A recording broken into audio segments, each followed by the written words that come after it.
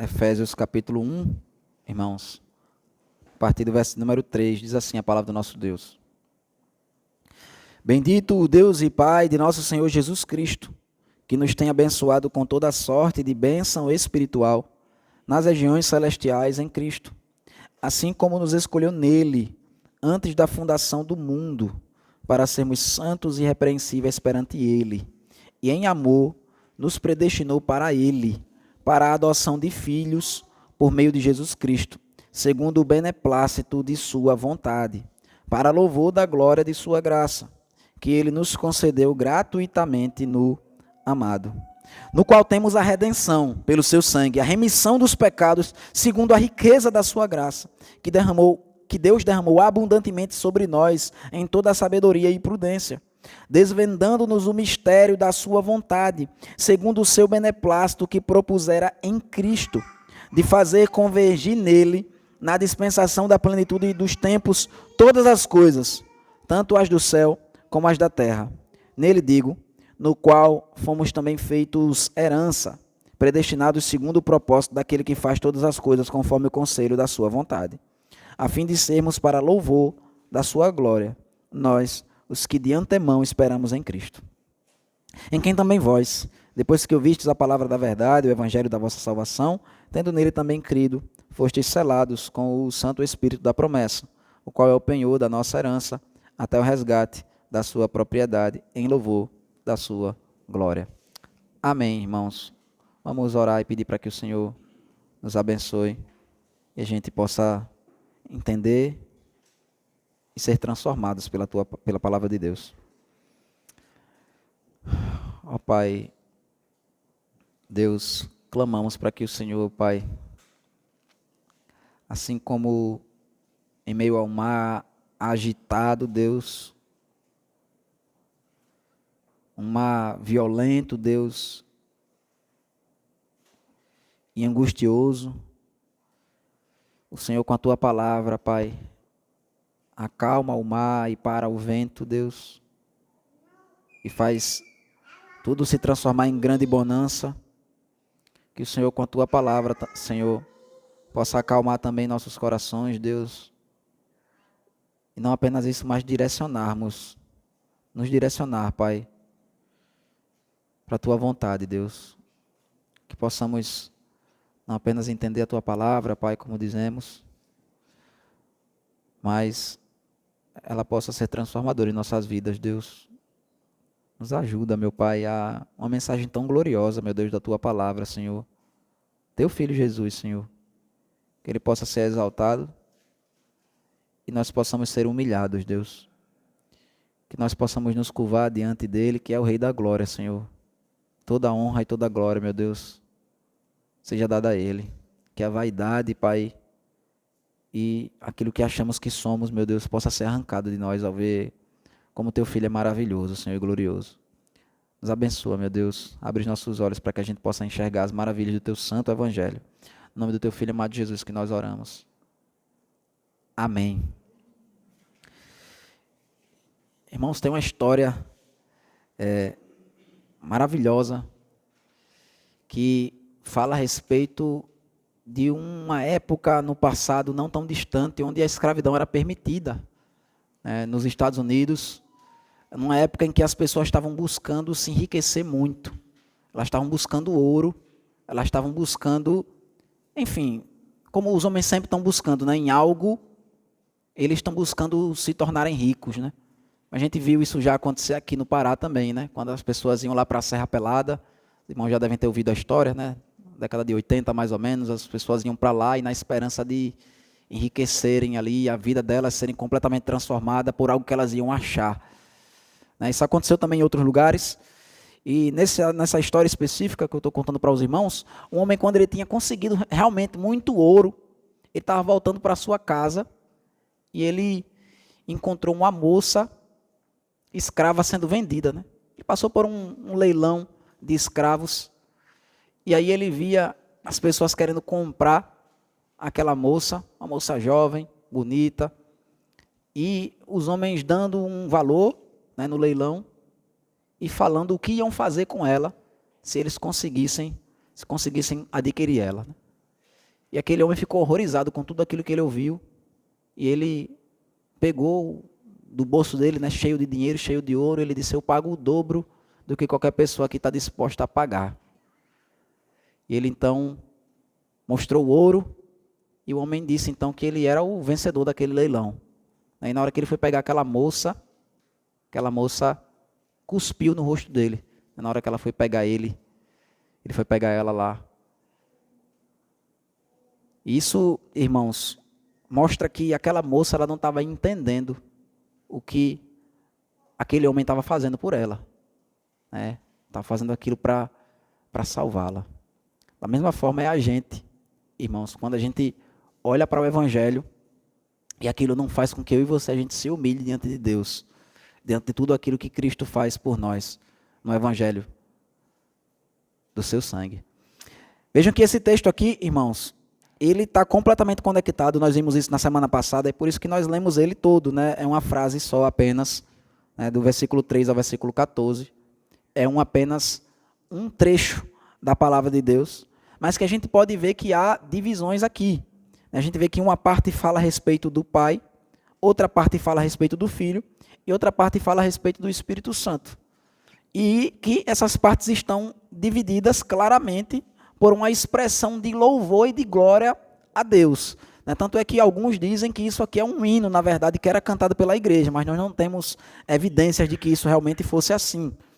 Provavelmente foi o apóstolo Paulo simplesmente ele começou a escrever sobre o plano de Deus de salvação e ele não conseguiu parar até que ele terminasse de explicar, pelo menos de uma forma inicialmente satisfatória, o que Deus fez por nós. Isso é algo que a gente vai ver muito aqui na carta aos Efésios, irmãos. A gente vai ver que existem várias expressões, algumas delas nós vamos ver hoje, que são adjetivos ou advérbios que são usados para intensificar aquilo que está sendo dito a respeito da obra de Deus, daquilo que Deus fez por nós. Do versículo 3, então, até o versículo número 6, nós vimos que ele dá um louvor ao Pai por aquilo que o Pai faz por nós. E nós vimos que ele diz: bendito Deus e Pai de nosso Senhor Jesus Cristo. Ele fala, e o louvor que ele dá ao Pai é porque o Pai nos escolheu, nos predestinou e nos adotou como seus filhos. Esse é o louvor que ele dá ao Pai, do versículo 3 até o versículo 6. E ele termina então esse louvor dizendo: para louvor da glória de sua graça. Então, ele diz que Deus fez tudo isso que ele fez. Ele nos escolheu, nos adotou, nos colocou na sua família. E ele diz: para o louvor da glória da sua graça.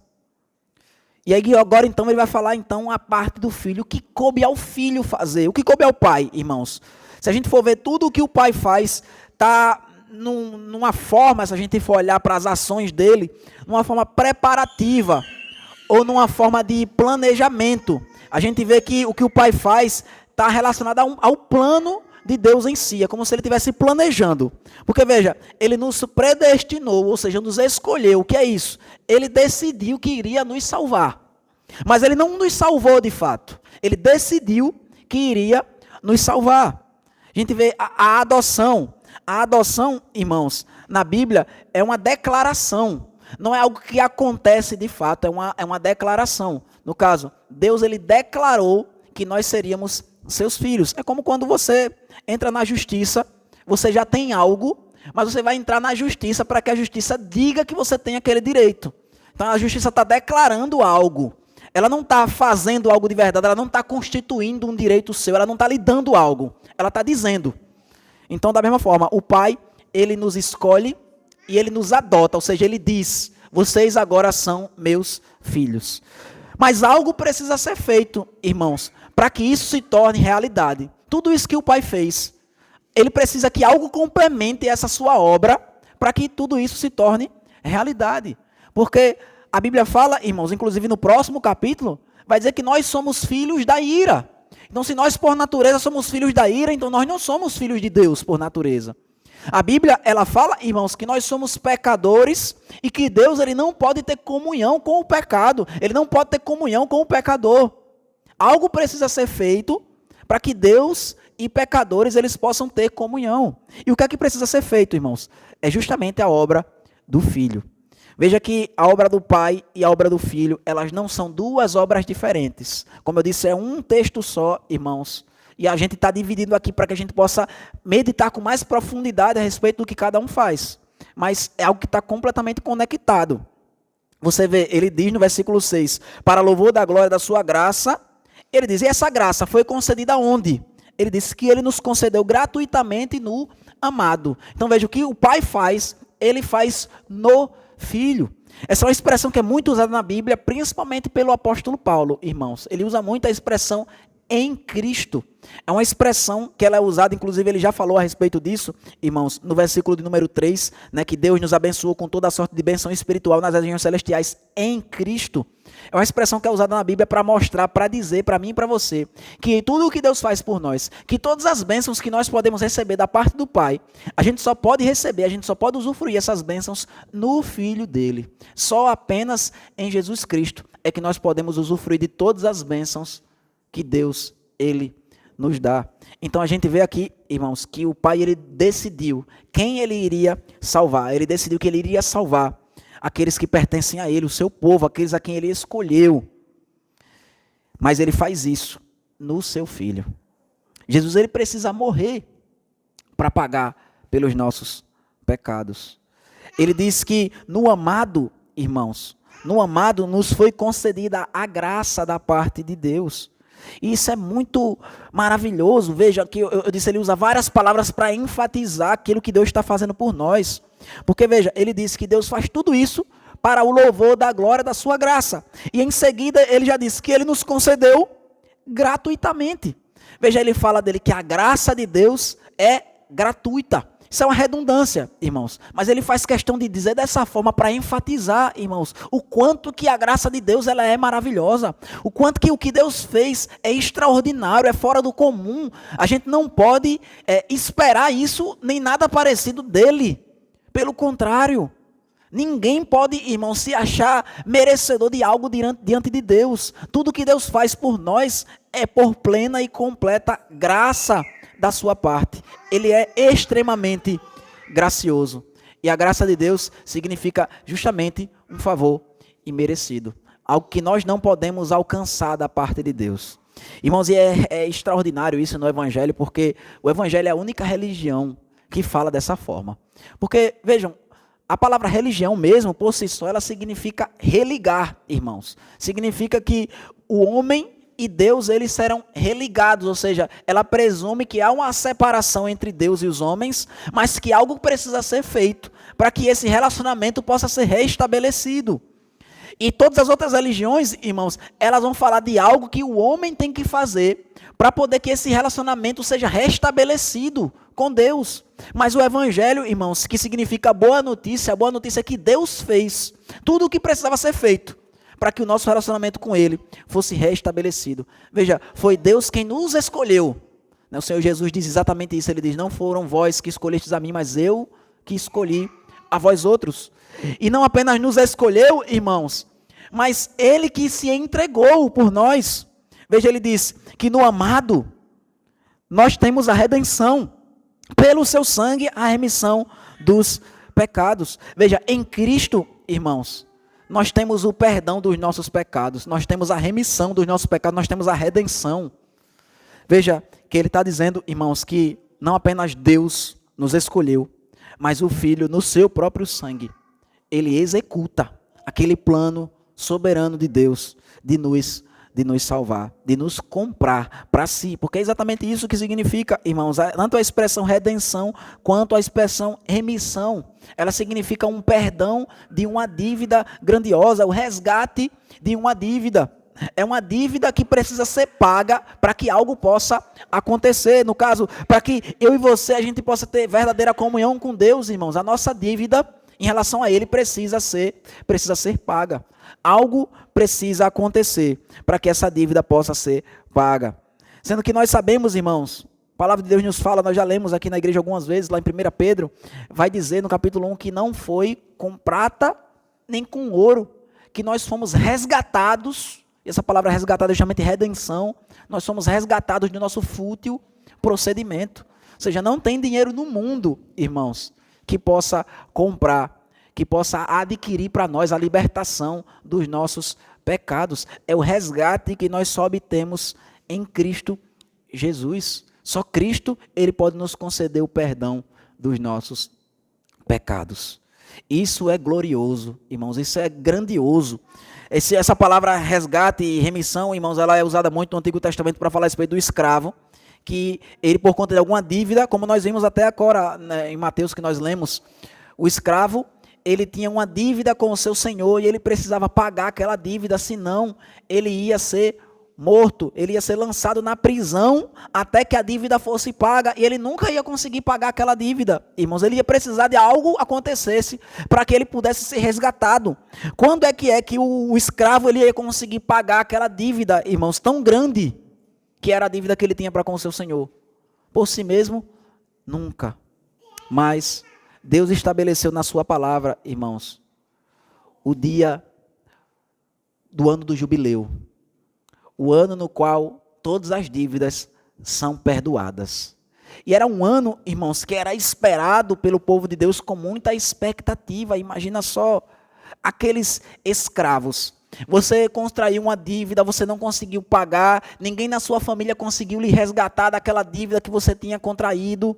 Então, o que é que você vai fazer? Você não tem mais esperança, você não tem mais condição de buscar ser resgatado, você não tem mais para onde olhar e esperar que algo vai acontecer, que um dinheiro vai surgir para que você possa se resgatar. Não, a única coisa que você vai fazer, você vai olhar com expectativa no seu coração para aquele momento, para o ano do jubileu, onde Deus ele instituiu na sua palavra que todas as dívidas deveriam ser pagas. Todas as propriedades deveriam voltar aos seus donos iniciais. Esse ano do jubileu, irmãos, ele foi instituído por Deus na sua palavra justamente para nos mostrar qual a expectativa que eu e você a gente deve ter pela salvação em Cristo Jesus. Qual a expectativa, qual a forma que eu e você a gente deve olhar para Cristo, aquele que nos redime do nosso pecado. A expectativa é aquela de quem aguarda uma redenção impossível de acontecer, um perdão impossível de ser obtido. Mas a gente pode olhar com a expectativa para Cristo, que nele a gente consegue absolutamente aquilo, completamente aquilo, que nós nunca iríamos conseguir por nós mesmos. Que eu e você, irmão, se dependesse de nós, a gente ia viver a vida desesperançoso. Vocês conhecem alguém assim, que tem uma dívida tão grande que ela não tem mais vontade de viver? A maioria dos nossos, dos brasileiros, eles são endividados. E eu vi uma pesquisa que acredito que 50% das pessoas mais pobres no Brasil, metade do salário delas é para pagar dívidas. Imagina, a pessoa já ganha tão pouco, e aí metade do seu salário já é para pagar uma dívida. Ou seja, você tem metade de tão pouco para você poder viver. E as pessoas vivem, às vezes, irmãos, sem vontade de viver, porque está trabalhando para pagar uma dívida e ela não consegue fazer nada na sua vida a não ser pagar dívidas. E as pessoas ficam tristes, depressivas com essa situação. E de fato é uma situação triste. Mas pare para pensar. A gente tem uma dívida impagável para com Deus. E o que a gente vai fazer para poder pagar essa dívida não é trabalhar a vida toda para poder pagar aquela dívida que a gente contraiu. Não, irmãos, é sofrermos uma eternidade no inferno.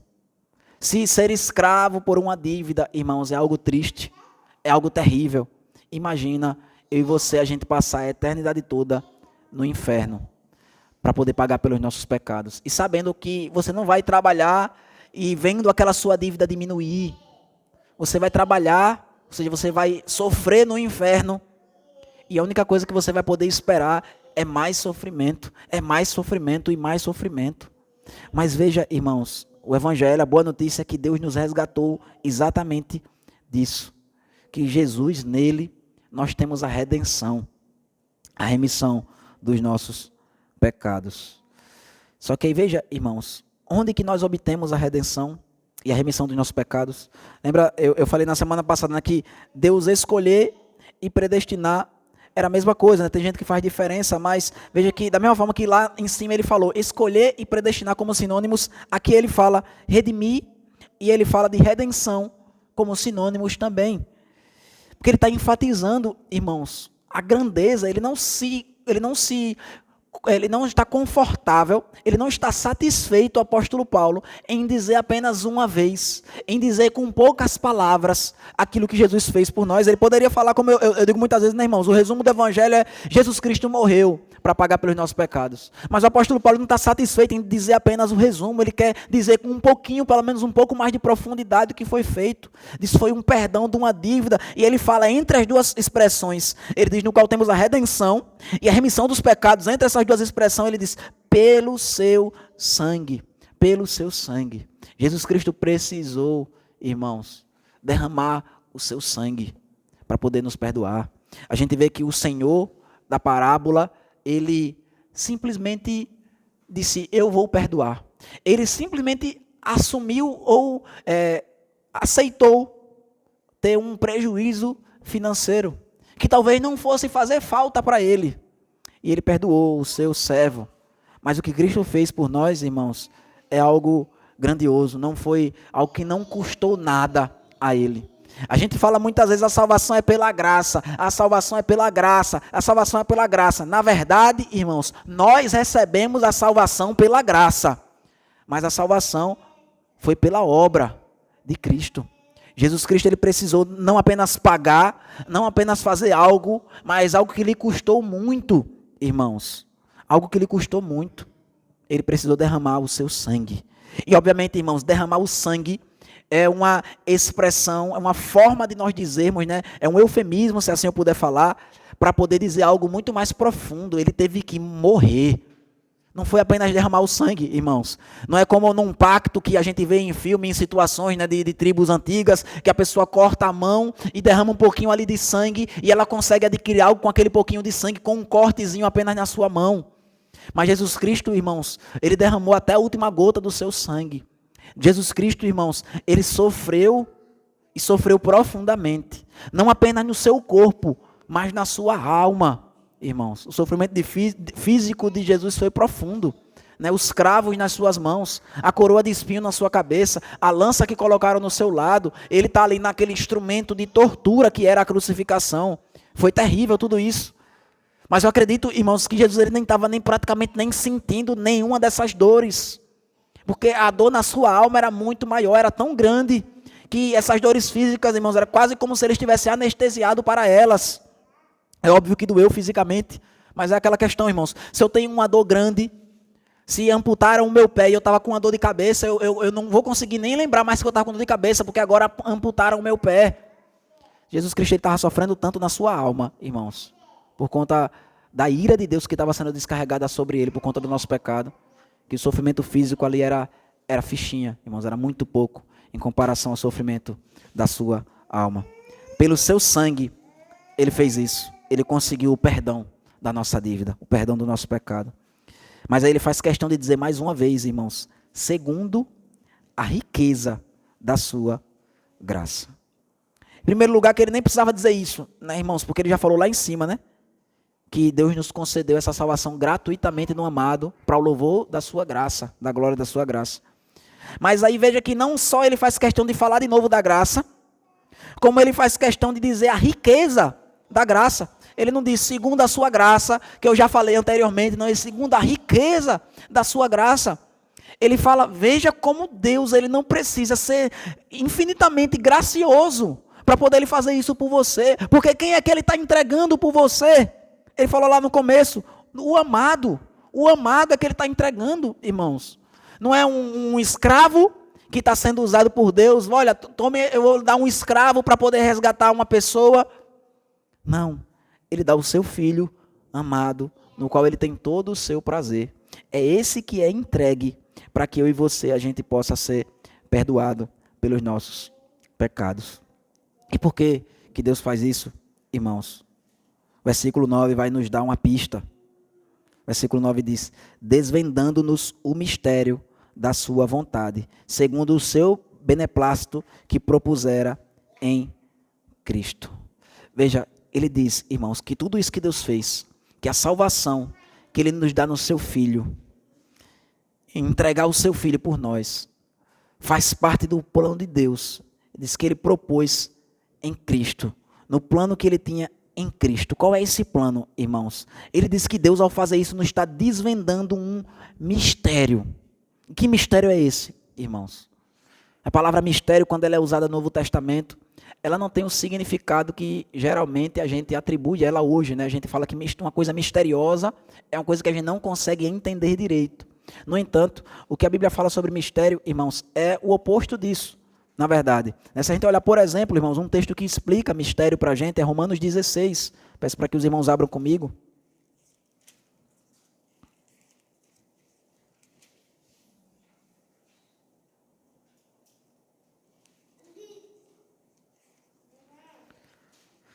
Romanos capítulo 16, irmãos.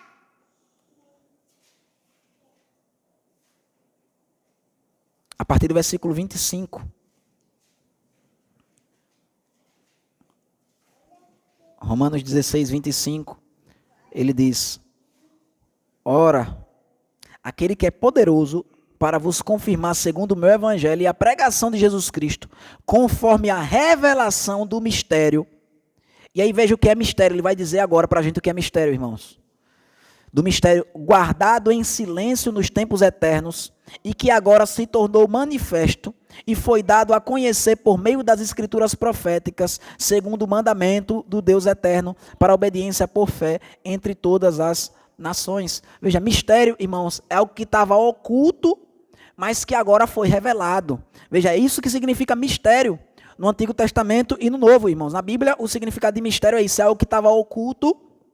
No Antigo Testamento foi apresentado mais de um modo obscuro, mas que no Novo Testamento está revelado de modo claro. Se os irmãos puderem olhar aí muito perto, talvez na mesma página aí da Bíblia de vocês, talvez não precise nem passar uma página, no capítulo 2 de Coríntios, de 1 Coríntios, ele vai falar um pouco mais sobre mistério.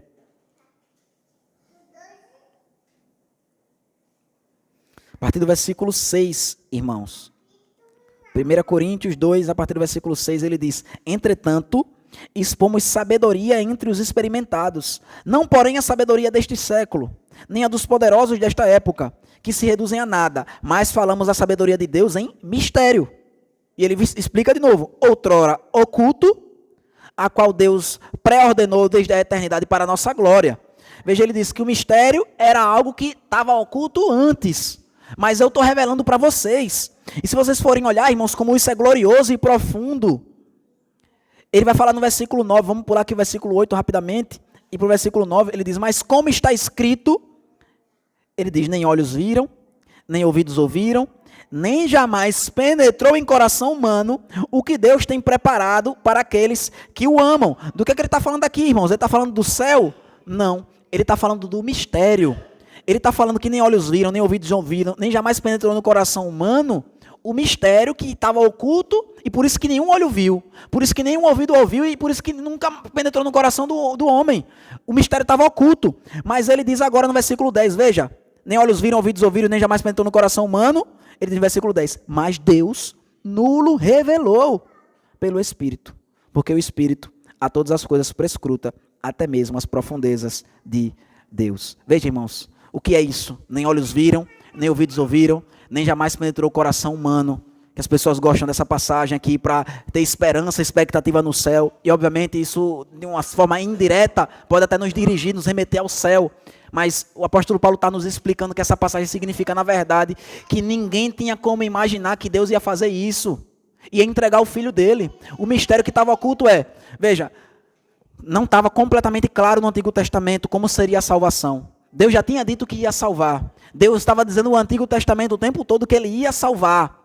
Mas apenas no Novo Testamento, irmãos, a gente tem a clareza de que Deus se fez carne, que habitou entre nós, que viveu uma vida de obediência e que foi perseguido, foi humilhado, foi perseguido inclusive pelas pessoas mais religiosas do mundo, que deveriam reverenciá-lo e adorá-lo, e ele morreu na cruz para pagar pelos nossos pecados. Esse é o mistério de Deus que a gente vê aqui em Efésios, ele dizendo que Deus ele quer nos desvendar o mistério, ou seja, como que Deus pode salvar pecadores. Essa era uma grande pergunta, irmãos, que estava no Antigo Testamento, porque a Bíblia, por exemplo, no Salmo 15, no Salmo 24 que nós cantamos, ele diz, quem é que vai poder subir até a presença de Deus?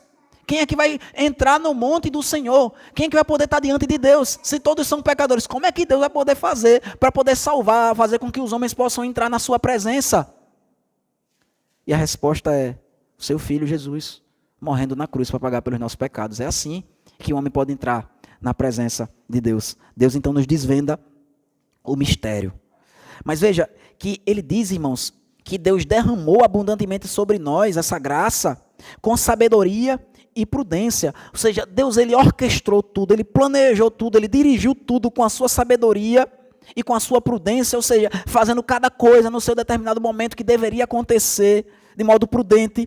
Ele nos desvenda esse mistério que é Jesus Cristo, que é o Filho dele, que é no Filho dele, então, irmãos, que a vontade de Deus é revelada. Ele diz, desvendando-nos o mistério da sua vontade, segundo o seu beneplácito que propusera em Cristo. O beneplácito é a mesma coisa que a vontade de Deus. Ele está sendo redundante aqui novamente. Veja qual é a vontade de Deus. É que através de Cristo, Deus possa ser conhecido pelo homem.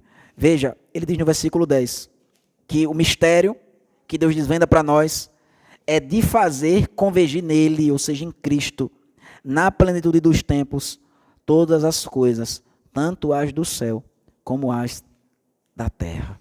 Veja que coisa impressionante, irmãos, que a Bíblia está nos dizendo. Por isso que eu disse, irmãos, a Bíblia é tão gloriosa, mas o apóstolo Paulo, nesse texto, ele consegue adentrar nas profundezas de Deus e revelar algo da profundidade, da revelação da salvação e do plano de salvação de Deus, que talvez seja um dos textos das Escrituras que mais aprofunde nisso, para nos falar de um modo tão claro, coisas tão profundas da parte de Deus. Ele diz que, na verdade, o plano de Deus, irmãos, era fazer com que Cristo, através de Cristo, todas as coisas encontrassem o seu sentido nele, e nisso as coisas encontrassem o seu verdadeiro significado em Deus. Ou seja, irmãos, o plano de Deus é que através de Cristo a gente pudesse ser reconciliado com Ele. Ou seja, que em Cristo, irmãos, todas as coisas elas façam sentido. É como se o universo, irmãos, toda a criação, tudo que existe, fosse um grande e infinito quebra-cabeça praticamente, com tantas peças, que se você olha para um quebra-cabeça, irmãos, que está espalhado por essa sala aqui toda, a gente não consegue nem saber por onde começar, como é que a gente vai montar esse quebra-cabeça, como é que a gente vai entender a imagem que esse quebra-cabeça forma, não tem como.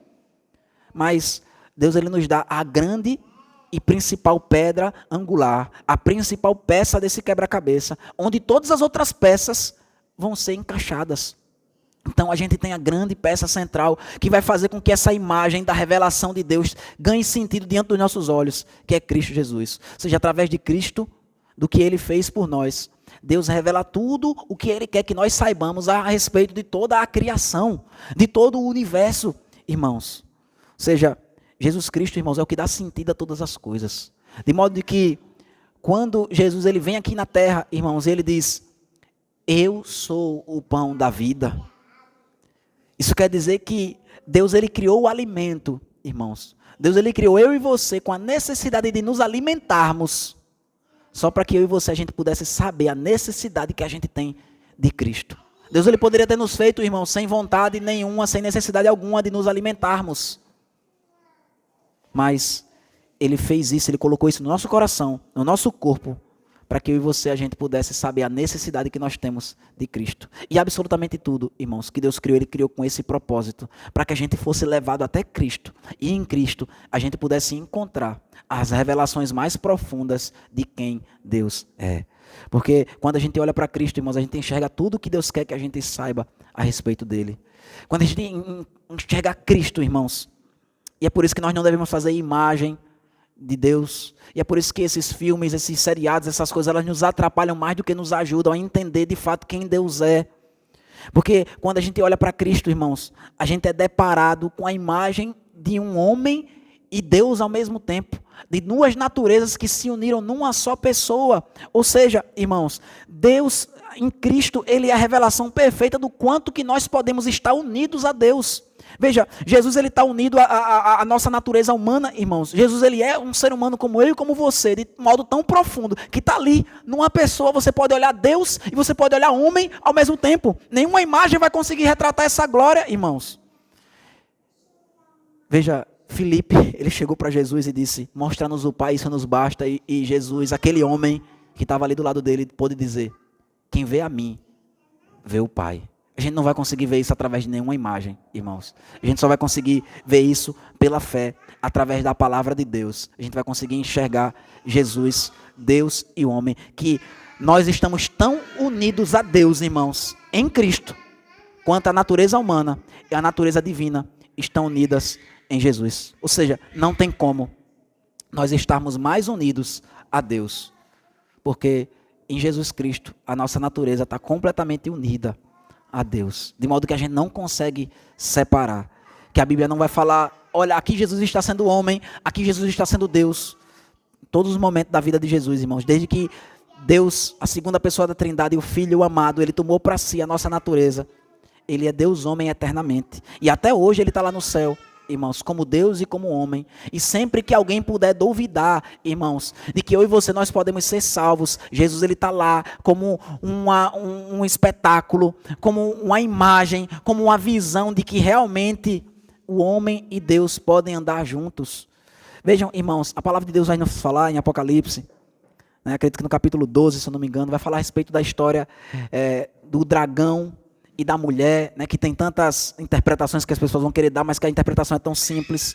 E lá vai nos dizer bem assim, Deus expulsou, Deus derrubou e Deus tirou da sua presença aquele que podia falar do pecado dos nossos irmãos.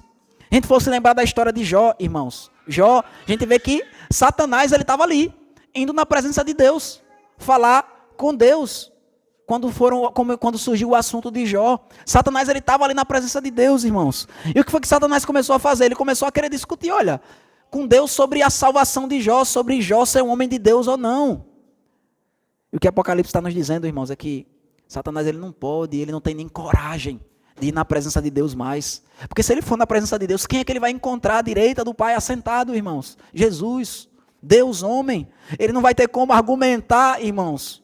O nosso advogado ele não precisa falar para nos defender, porque a sua presença ali, sendo ele Deus e sendo ele homem, mostra para Deus, mostra para os anjos e mostra também para os demônios, que Deus pode nos receber na sua presença, porque Cristo morreu na cruz para pagar pelos nossos pecados. Ou seja, em Cristo a gente pode encontrar tudo aquilo que a gente precisa, irmãos, todo o consolo, todo o conforto para a vida, toda a motivação, irmãos. A gente não precisa, irmãos, para ser motivado, para viver para a glória de Deus, a gente não precisa ficar tendo objetivos passageiros nesse mundo, para que a gente se motive a fazer algo para a glória de Deus, irmãos. Mesmo se a gente não tivesse nada aqui, mesmo se a gente não tivesse famílias, mesmo se a gente não tivesse nem mesmo a igreja, que Deus na sua graça prometeu que vai sempre deixar com a igreja. Mas se a gente não tivesse nada, irmãos, só Cristo, irmãos.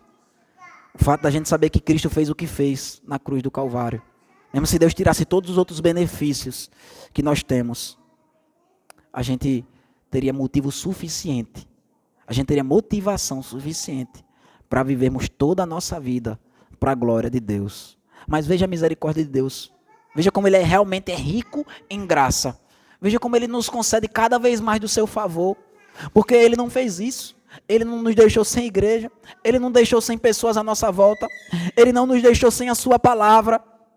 E a gente pode não apenas ouvir uma vez a respeito dessa salvação, mas constantemente, tudo nesse universo, irmãos, foi criado para anunciar a respeito dessa salvação, que é claro, por conta do nosso pecado, nós não conseguimos enxergar no universo, mas a sua palavra, ela fala de modo muito claro a respeito da grandeza da salvação de Cristo. Esse é o mistério, fazer em Cristo, irmãos, convergir todas as coisas. Ele diz, na plenitude dos tempos, ou seja, Deus esperou o momento ideal, o momento exato, irmãos. Deus ele preparou o mundo, o universo, para a vinda do seu Filho.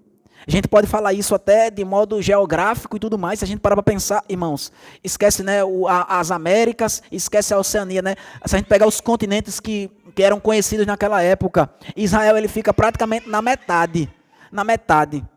E quando foi que Jesus veio, irmãos?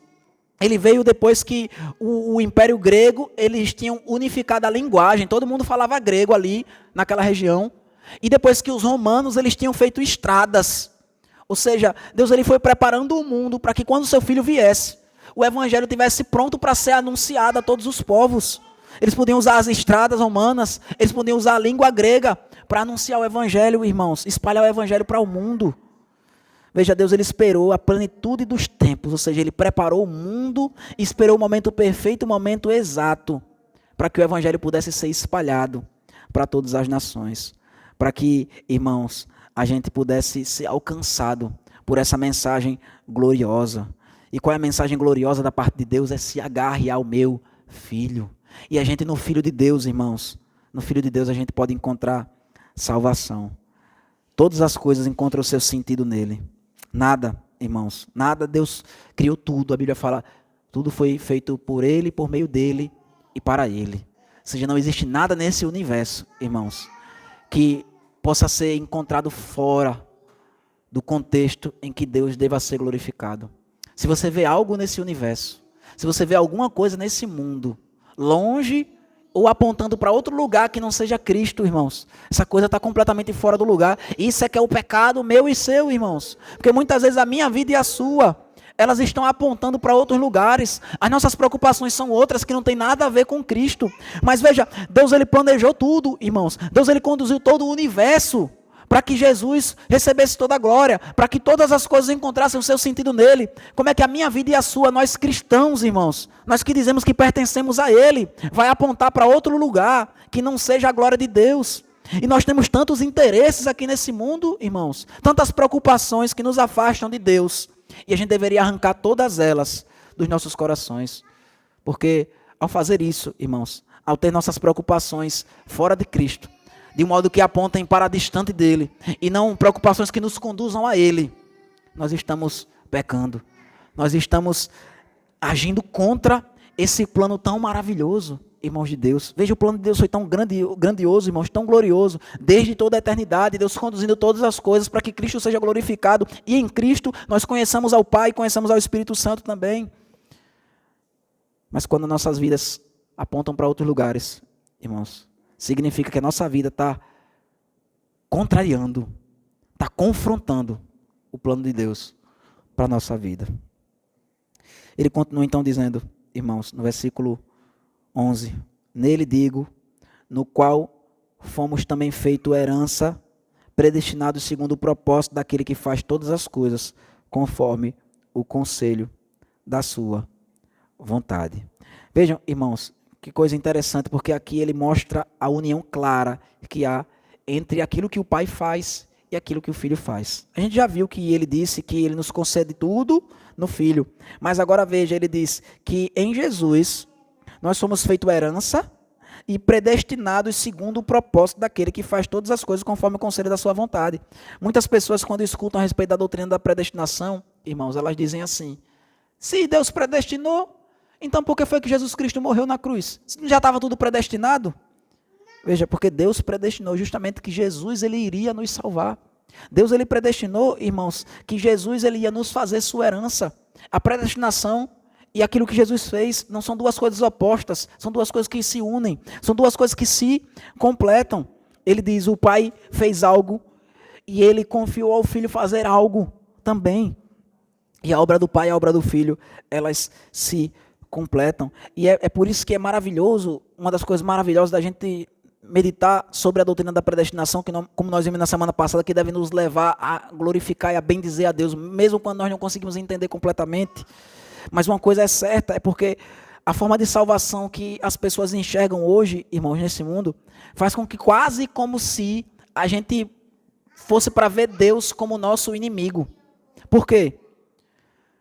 Porque quem nos ama é Jesus, porque foi Jesus que morreu na cruz, porque o Pai, ele só nos ama porque Jesus morreu na cruz. Então o Pai não nos ama tanto assim. Veja, Jesus teve que morrer na cruz para poder o Pai nos amar. Que na verdade a predestinação foi Deus quem predestinou o seu Filho para morrer na cruz para pagar pelos nossos pecados. A Bíblia, na verdade, irmãos, ela fala muito mais a respeito do amor do Pai do que do amor do Filho.